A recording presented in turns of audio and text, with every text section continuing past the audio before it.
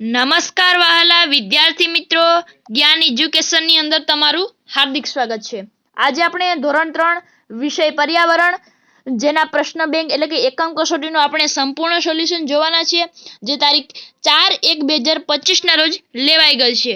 તેના ગુણ છે 25 અને તેની અંદર સમાવિષ્ટ પ્રકરણ છે 14 અને 14 થી 16 છે। તેના સમય છે 1 કલાક છે।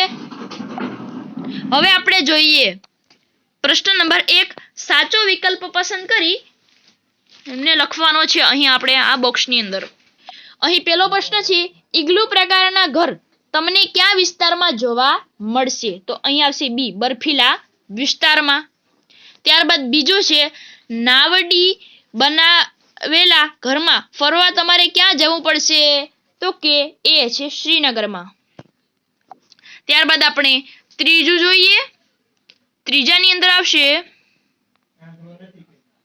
હવે આપણે ત્રીજાની અંદર શું છે તો કે ભૂગો પ્રકારના ઘર ક્યાં ક્યાં વિસ્તારમાં જોવા મળે છે? તો તેની અંદર આવશે ડી, રણ પ્રકારના વિસ્તારમાં જોવા મળે છે।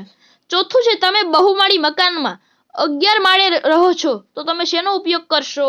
તો અહીં આવશે ડી છે, લિફ્ટનો ઉપયોગ કરીશું। ત્યારબાદ પાંચમું છે, બદામ અને ઇલાયચી બનેલું કાશ્મીર લોકોનું ખાસ પીણું કયું છે? તો કે કાહવા।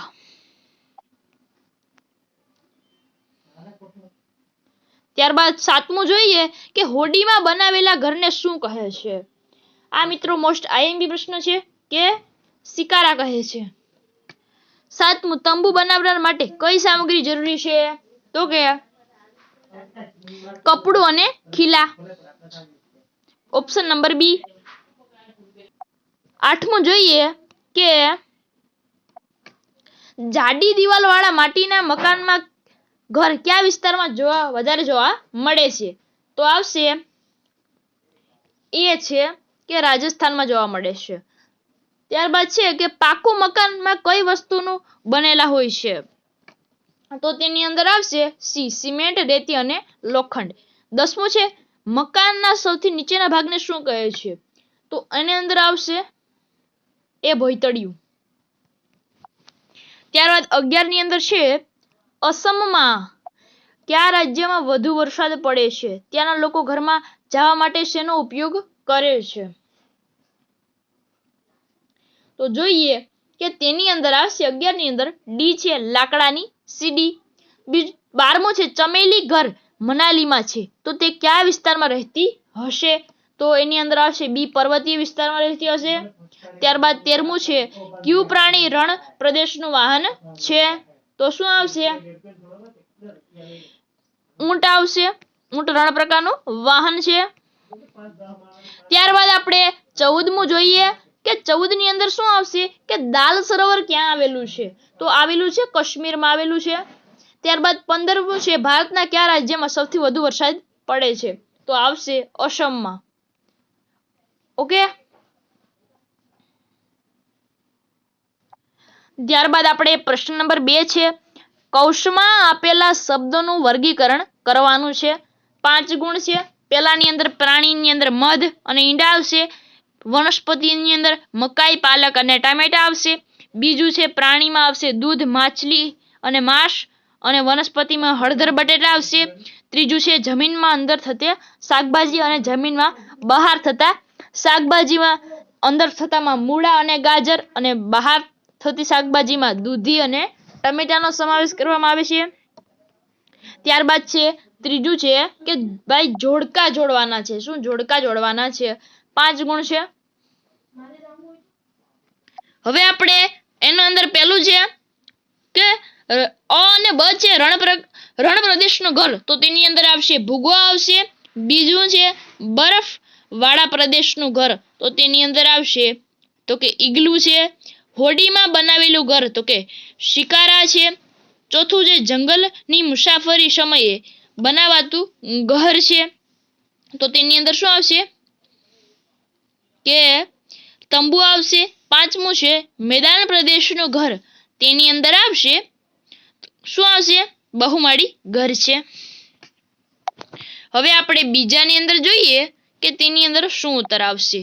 આની અંદર છે ખૂબ ઓછો વરસાદ, તો શેમાં થાય છે? તો કે રાજસ્થાનમાં થાય છે. પછી છે ભારતનું પાટનગર, તો કઈ છે? નવી દિલ્હી છે. ત્યારબાદ ત્રીજું છે ખૂબ જ વરસાદ પડે, તો તેની અંદર આવશે અસમ છે. કાશ્મીરનું પીણું શું છે? તો કે કાહવા. પછી છે પર્વતીય પ્રદેશ, તો શું છે? મનાલી છે. ત્યારબાદ ત્રીજું છે કે અ અને બ છે એની અંદર છે અસમ, તો શું આવશે? તો કે વાંસના થાંભલા. ઓકે, આ વાંસના થાંભલા. ત્યારબાદ છે બીજું છે મનાલી, તો શું આવશે? તો કે પથ્થર અથવા લાકડાનું ઘર. ત્રીજું છે રાજકોટ છે, તો તેની અંદર આવશે ઊંચી બિલ્ડિંગમાં આવેલું ઘર છે. શું? ઊંચી બિલ્ડિંગમાં આવેલું ઘર છે. ત્યારબાદ છે રાજસ્થાન, તો શું આવશે? તો કે માટીનું મકાન છે. શ્રીનગર શું આવશે? તો કે હાઉસબોટ છે. ઓકે, હવે આપણે અહીં પ્રશ્ન નંબર 4 છે નીચેના પ્રશ્નોના સવિસ્તર જવાબ આપવાના છે. તેના 3 ગુણ છે, તે આપણે જોઈએ. તેની અંદર આપણે પેલું જોઈએ કે નાનું કુટુંબ અને મોટું કુટુંબ વચ્ચેના તફાવત જણાવવાના છે. ઉત્તર: મારા પરિવારમાં એક સાથે ઘણા બાળકો રહે છે અને તેઓ તેમના માતા પિતા પર વધુ આધાર રાખે છે, જ્યારે નાના પરિવારોમાં બાળકોની સંભાળ રાખવા માટે ઓછા વ્યક્તિઓ આવેલા હોય છે. બીજું, નાનું કુટુંબમાં રહેવાના ફાયદા જણાવો. ઉત્તર: ગુજરાતીમાં એક કહેવત છે, નાનું કુટુંબ એટલે કે સુખી કુટુંબ. નાનું કુટુંબમાં રહેવાના ફાયદા: તમામ લોકોની જરૂરિયાત સંતોષાઈ શકે. નાના કુટુંબમાં પરિવારના અસંખ્ય સભ્યો બહુ હળીમળીને રહેતા હોય છે. ત્રીજું છે મોટા કુટુંબમાં રહેવાના ગેરફાયદા જણાવો. ઉત્તર: મોટા કુટુંબમાં રહેવાના ગેરફાયદાઓ: તમામ લોકોની જરૂરિયાત સરળતાથી સંતોષાઈ શકતી નથી, તેથી પરિવારમાં દ્વેષ ઊભા થાય છે. કુટુંબ ક્લેશ અને કંકાસનું પ્રમાણ વધે છે, તેમજ નાની મોટી કમાણીઓ કરવી પડે છે. પ્રશ્ન નંબર 4 છે, તેનો બ છે, નીચેના પ્રશ્નોના ટૂંકમાં જવાબ આપો. પહેલું, તમે ઘરના કયા કયા કામો કરો છો? ઉત્તર: હું ઘરની સફાઈ કરવામાં મદદ કરું છું. મમ્મીને સોફા સેટની ગોઠવણી કરવામાં મદદ કરું છું. બીજું, તમારા માતા પિતાના કાર્યો જણાવો. ઉત્તર: મારી માતા ઘરના તમામ કામો કરે છે. ભોજન બનાવવું, ઘરની સફાઈ કરવી વગેરે કાર્ય કરે છે. ત્રીજું, તમારી સારી ટેવો વિશે ટૂંકમાં જણાવો.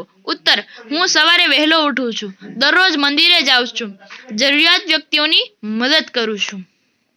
ત્યારબાદ પ્રશ્ન નંબર 5 નીચેના વિધાનો ખરા છે કે ખોટા તે જણાવવાના છે અને નિશાની કરી જવાબ લખવાનો છે. કોઈ પણ બે ગુણ છે. ચાલો જોઈએ. પેલું છે કે ઈંટો બનાવવા રેતીની જરૂર પડે છે. શું છે? કે ઈંટો બનાવવા માટે રેતીની જરૂર પડે છે. તો શું બનશે? ખોટું. જોઈ શકો છો અહીં આ પેલું ખોટું છે.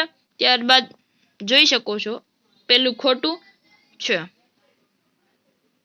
ત્યારબાદ બીજું છે માટીના ઘડામાં પાણી ઠંડુ રહે છે. સાચું. ત્રીજું, દાંતરડામાંથી ખડ એટલે કે ઘાસ કાપી શકાય છે. સાચું. ચોથું, કુંભાર માટીનો ઘડો ચાકડા ઉપર બનાવે છે. સાચું. પાંચમું, ભૂતકાળના લોકો માટીના વાસણમાં ખોરાક પકાવતા હતા. સાચું. છઠ્ઠું, માટીનો ઘડો ભઠ્ઠીમાં પકવવામાં આવે છે. સાચું. ખરું.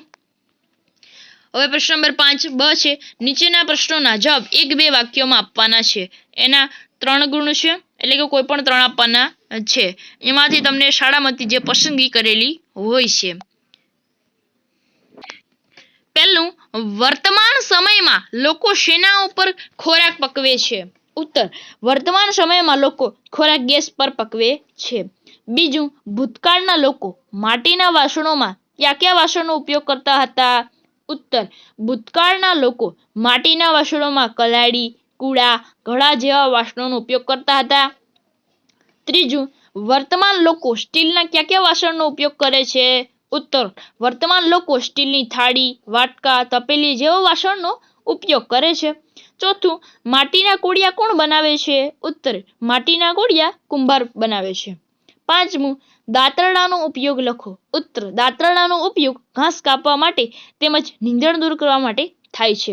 છઠ્ઠું, મટ્ટીના ઘડા બનાવવા માટે જરૂરી 2 ચીજ વસ્તુના નામ લખવાના છે. ઉત્તર માટીનો ઘડો બનાવવા માટે ચાકડો, માટી, પાણી વગેરે ચીજ વસ્તુનો ઉપયોગ થાય છે. 7મું માટલું અને ઈંટ શેમાંથી બનાવવામાં આવે છે? ઉત્તર માટલું અને ઈંટ ગુંદેલી માટીમાંથી બનાવવામાં આવે છે. 8મું કોઈ પણ 2 વ્યવસાયકારોના નામ લખો. ઉત્તર કુંભાર, મોચી, લુહાર, સુથાર વગેરે વ્યવસાયકારોના નામ છે. 9મું દાતરડું બનાવવા માટે તમે કોને ત્યાં જશો? ઉત્તર દાતરડું બનાવવા માટે હું લુહારને ત્યાં જઈશ. જો મિત્રો આપણો વિડીયો સારો લાગ્યો હોય તો આપણી ચેનલને લાઈક, શેર અને સબસ્ક્રાઈબ કરી દો. ફરી મળીશું એક નવા વિડીયો સાથે. ત્યાં સુધી બાય.